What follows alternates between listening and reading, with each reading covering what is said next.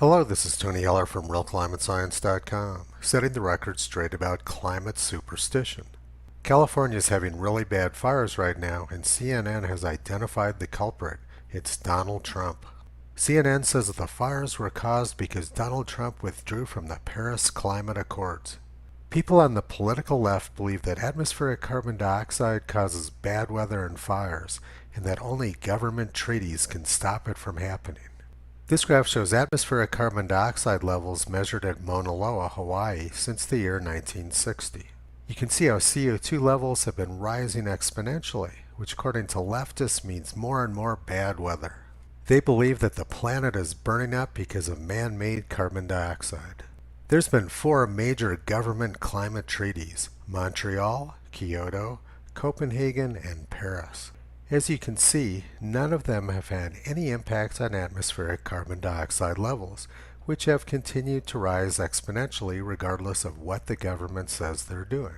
And you can also see that the lockdowns and lack of plane travel this year have also had no impact on atmospheric carbon dioxide. CO2 has continued to rise to record levels during the lockdown. But despite the fact that there's zero evidence to support their position, CNN is certain the fires were caused by Donald Trump. Now let's listen to what California Governor Gavin Newsom has to say about this. A heat dome over the entire west coast of the United States when you have temperatures, record-breaking temperatures, record droughts, then you've got something else at play. And that's exactly what the scientists have been predicting for half a century. It is here now. California, folks, is America fast forward. What we're experiencing right here is coming to a community all across the United States of America unless we get our act together on climate change, unless we disabuse ourselves of all the BS that's being spewed by a very small group of people that have an ideological reason to advance the cause of a 19th century framework and solution. We're not going back to the 19th century. We're not apologists to that status quo. We believe in the fresh air of progress versus the stale air, emphasis, stale air, normalcy. So the California governor says that scientists have been warning us about this global warming catastrophe for 50 years. Let's check that out. This is a little confusing because 50 years ago scientists were warning us about global cooling and a new ice age. It's almost like Governor Newsom doesn't know what he's talking about. Now let's listen to what else Governor Newsom has to say about the fires and the heat. The new active fires that have come up over the course of the weekend, the El Dorado, getting a lot of attention because it's a reminder that the vast majority of fires that we experience on an annual basis come from individuals making bad decisions or by simple neglect and accident, meaning 90 plus percent of the fires that we experience in the state of California on an annual basis are man-made fires. It is not lost on anybody, particularly those that had to weather the weather over the course of this long holiday weekend, that we experienced yet another massive record-breaking heat wave over the last 3 days.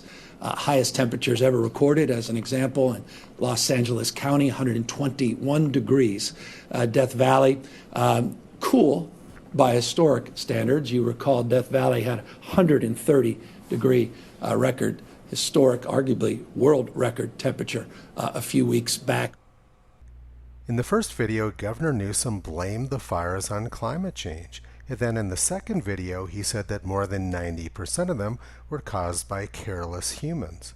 It isn't clear to me how climate change causes humans to accidentally start fires, but apparently it makes sense to Governor Newsom. Then the governor went on and claimed that 130 degrees this month in Death Valley was an all-time world's record, except that back in 1913 they had 3 days over 130 degrees, including 134 degrees on July 10, 1913. Once again, the governor is not telling the truth. And the governor claimed that 121 degrees in Los Angeles County was an all-time record, except that back in 1859, Los Angeles County reached 133 degrees, which was 12 degrees warmer than the warmest this year. According to the San Francisco Chronicle from June 13, 1877, page 2, the 17th, 18th, and 19th of June 1859, eastern parts of Los Angeles and Santa Barbara counties, the mercury rose in the shade to the startling figure of 133 degrees. Cattle full in the flesh perished in the fields, and birds dropped lifeless from the trees from the withering blast. And here's an article from 1859. The Santa Barbara, California Gazette on June 23rd says, Friday 17th of June will long be remembered by the inhabitants of Santa Barbara from the burning, blistering heat experienced that day and the effects thereof.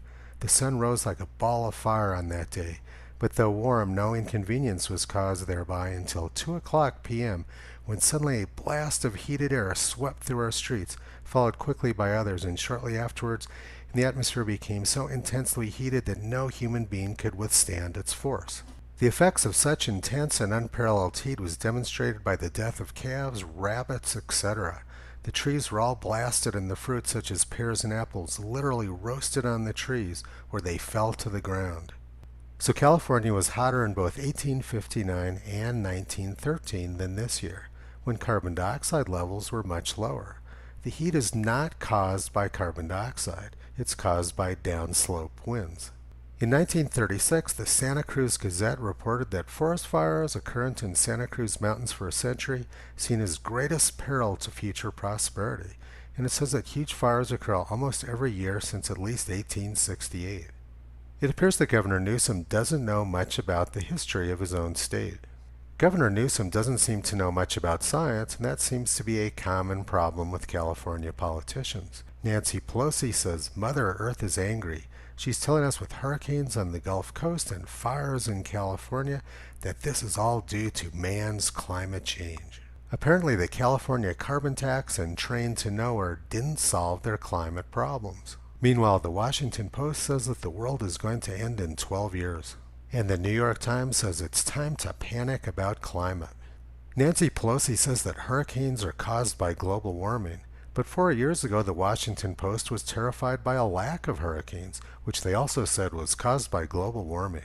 And then 2018 was the first year on record with no violent tornadoes in the United States. This was probably also caused by climate change. But enough of the silliness. Now let's look at some actual facts.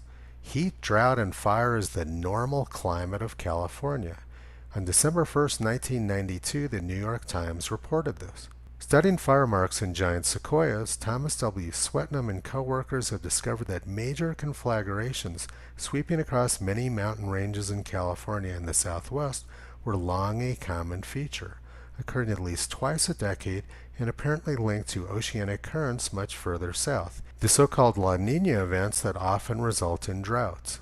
Finding this synchronicity in fire events was a big surprise to us, he said. It tells me that western landscapes in pre-settlement era were very smoky places. Not surprisingly, there's a La Niña event going on right now, and California is very smoky, so nothing has changed. This graph, without the annotations, was published by the San Jose Mercury News a few years ago, showing the history of droughts in California. They used to have 200-year-long droughts, which were considered to be natural. But Nancy Pelosi and Gavin Newsom believe that the current short drought was man-made.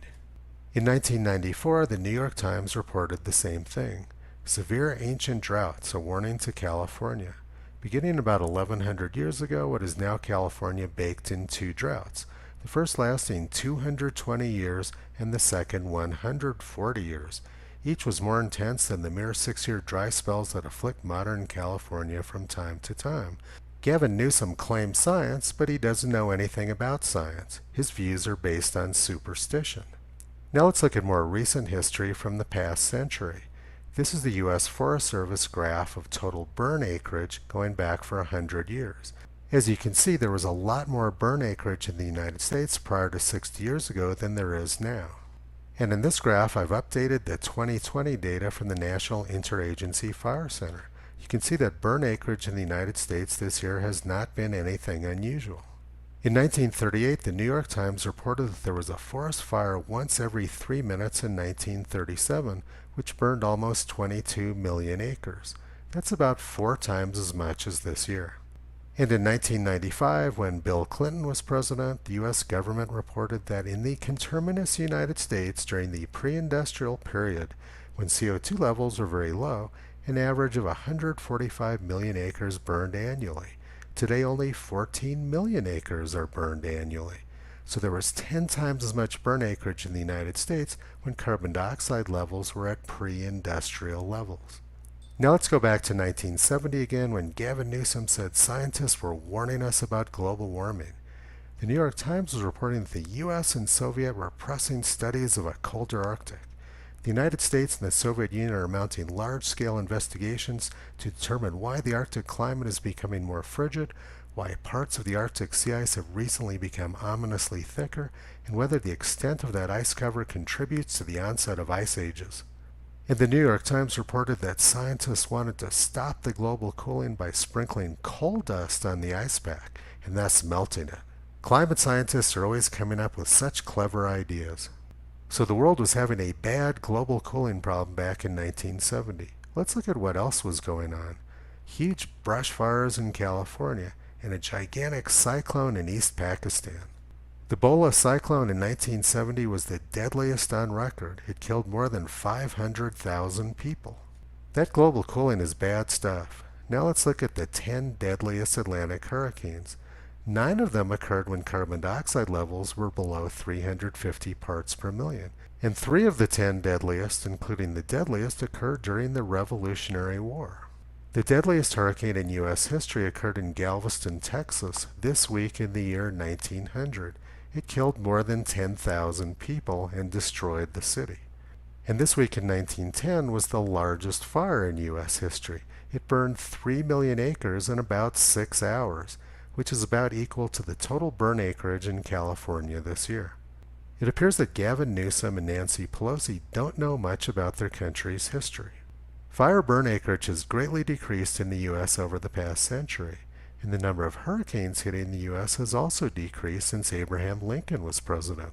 There's been a sharp decline, with the worst year being 1886. Nancy Pelosi said that the Gulf hurricane occurred because Mother Nature is angry at us. But in 1886, the Gulf was hit by 7 hurricanes.